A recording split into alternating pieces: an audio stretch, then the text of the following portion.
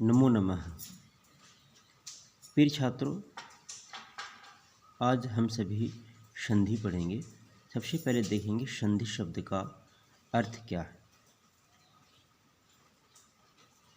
तो यहाँ देखेंगे संधि दो या दो से अधिक वर्णों के मेल से एक नए शब्द की रचना होती है, जिसे संधि कहते हैं। संधि तीन प्रकार की होती है: स्वर संधि, व्यंजन संधि, विसर्ग संधि। यहाँ देखेंगे स्वर संधि किसे कहते हैं? जहाँ स्वरों के मध्य कार्य हो उसे स्वर संधि कहते हैं, और जहाँ व्यंजन संबंधी कार्य हो उसे व्यंजन संधि कहते हैं, और जहाँ विसर्ग संबंधी कार्य हो उसे विसर्ग संधि कहते हैं। संधि विच्छेद क्या है? संधि युक्त शब्द को फिर से उसके मूल रूप में अलग कर देना। जैसे यहाँ प्रत्येक एक शब्द है, अब यहाँ पे दो शब्द हैं, अब इसकी संधि विच्छेद करेंगे तो प्रति इसका मूल रूप आ गया, और एक है ये भी इसका मूल रूप आ गया। तो अब जब संधि करेंगे तो प्रत्येक बना। अच्छा, एक बात और विशेष ध्यान देंगे कि जब हम संधि करते हैं तो जो पहला शब्द होता है उसके अंतिम अक्षर देखेंगे हम। तो पहला शब्द इसमें क्या है? प्रति। इसके अंतिम अक्षर क्या है? ई। और अंतिम शब्द का पहला अक्षर देखेंगे तो अंतिम शब्द क्या है? एक। इसका पहला अक्षर क्या है? ए। अब इन दोनों स्वरों के मध्य कार्य होगा। इस बात को हम विशेष रूप से ध्यान देंगे कि जब हम संधि करते हैं तो पहले जो पहला शब्द होता है उसके अंतिम अक्षर देखेंगे, और जो अंतिम शब्द होता है उसका पहला अक्षर देखेंगे, और इनके बीच कार्य होता है। तो संधि होकर क्या बना? प्रत्येक। अब आगे बताएंगे स्वर संधि के भेद। तो स्वर संधि के 6 भेद होते हैं: व्यंजन संधि, अयादि संधि, गुण संधि, वृद्धि संधि, देश संधि, पूर्व रूप संधि। तो आज हम सभी यन संधि पढ़ेंगे।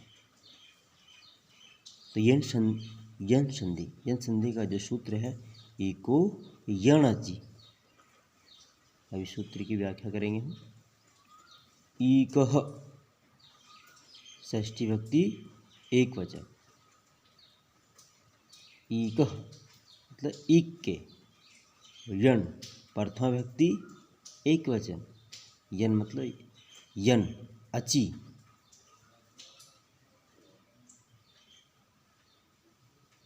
सप्तमी विभक्ति एक वचन। तो इसे क्या हुआ? इक को यन हो जाता है, बाद में अच हो। तो अब देखेंगे कि इक क्या होता है। तो इक होता है, इक में कौन कौन से अक्षर आते हैं? इक में अक्षर आते हैं ई, उ, री, लृ। यन में कौन कौन से अक्षर आते हैं? य, व, र, ल। अब ई को य हो जाएगा, उ को व हो जाता है, री को र हो जाता है, और लृ को ल हो जाता है। कब होता है? बाद में अच होते। अच अर्थात स्वर।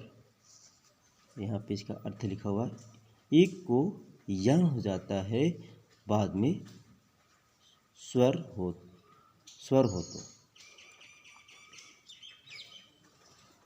अब इसको हम एग्जाम्पल से समझेंगे। अब इसकी विस्तार से व्याख्या देखेंगे। ई को य हो जाता है, उ या ऊ को व हो जाता है, री या री को र हो जाता है, और लृ को ल हो जाता है यदि बाद में कोई स्वर हो तो।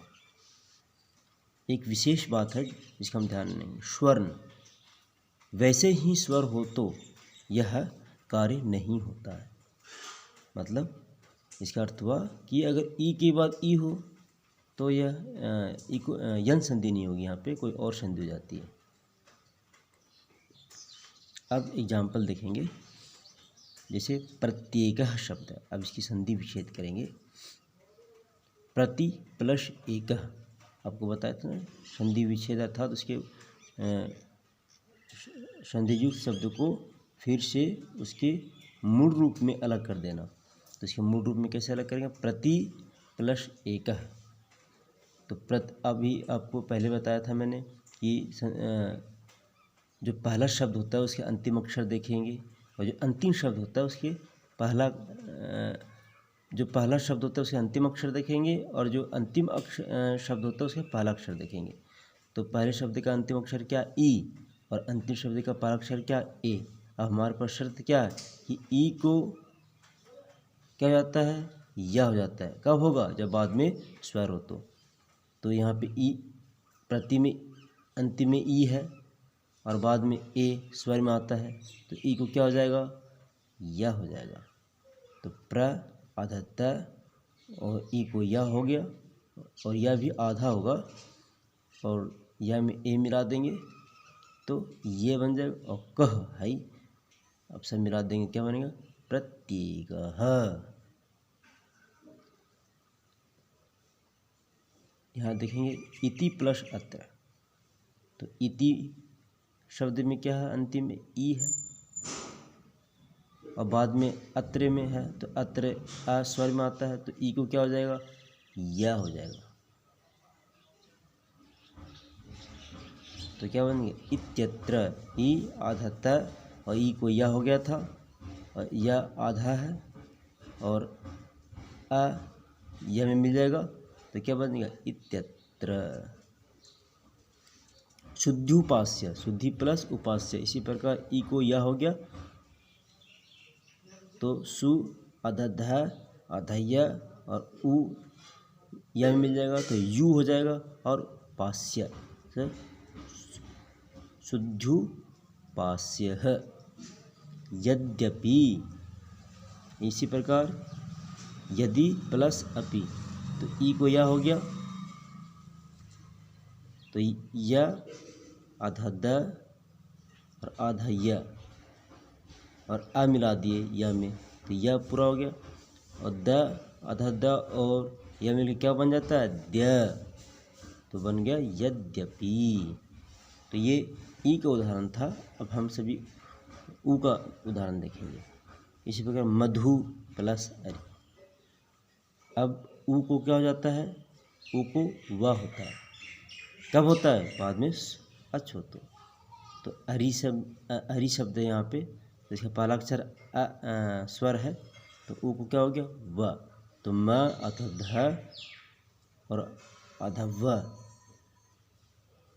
और आ व में जाके मिल जाएगा, तो वह पूरा हो जाएगा, तो मध्वरी। इसी प्रकार अनु प्लस अयः अन्वयः उदाहरण था। और री का उदाहरण देखेंगे, धात्री प्लस अंशः। अब यहाँ पे देखेंगे धात्री में री है, री को क्या हो जाता है? र। तो धात्रंशः। कैत्री प्लस आ, तो री को क्या होता है? र। तो क्या बन गया? कर्ता। इसी प्रकार लिरी का बहुत कम उदाहरण मिलता है, तो लिरी प्लस आकृति, तो लिरी को क्या हो जाता है? ल। कब होगा? बाद में कोई स्वर हो तो आ स्वर है, तो क्या हो जाएगा? ल, आधा ला होगा, और आ किस में मिल गया? तो ला बन गया, और कृति, ला कृति। तो बच्चों, आज हम सभी यन संधि पढ़े हैं। अब सभी छात्र इसको अपनी नोटबुक में लिखेंगे और स्मरण करेंगे। धन्यवाद।